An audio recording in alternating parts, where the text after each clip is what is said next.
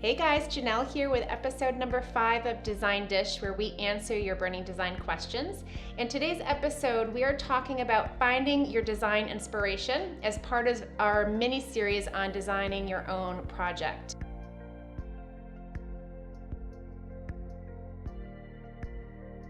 We are going to talk about how do you come up with the look and feel that you want in your space. So my recommendation is to start with pulling images.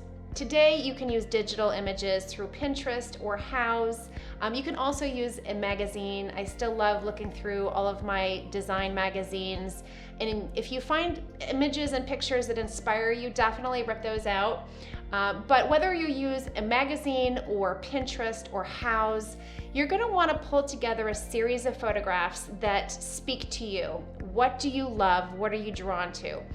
At this stage, don't get too bogged down with trying to make sure everything matches, because what you're going to find, especially with the more images you have in there, you're going to find that there's a common thread. And there's going to be the outliers that you can just say, okay, well, that's just unrealistic with my 2-year-old.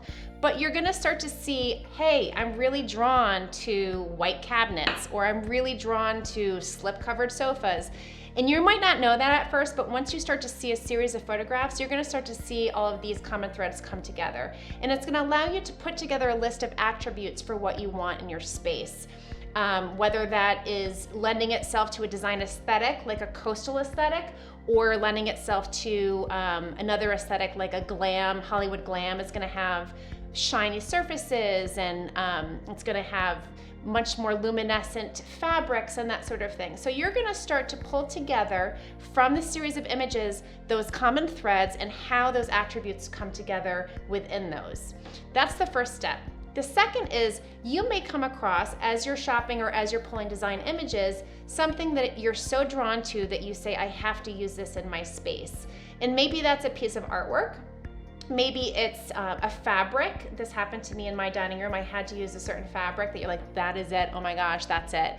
So that may be what happens to you. You'll find a piece, a fabric, a piece of artwork, something that inspires you. Sometimes it's the rug, because there's a lot of amazing rugs out there that have beautiful color and detail. And then everything jumps off of that. So those are the 2 best ways to really find your inspiration and start to pull together those list of attributes that help define and inform your design selections, which will be one of our upcoming episodes on this mini-series. Thanks for tuning in, and I can't wait to talk to you next time on our next episode of Design Dish.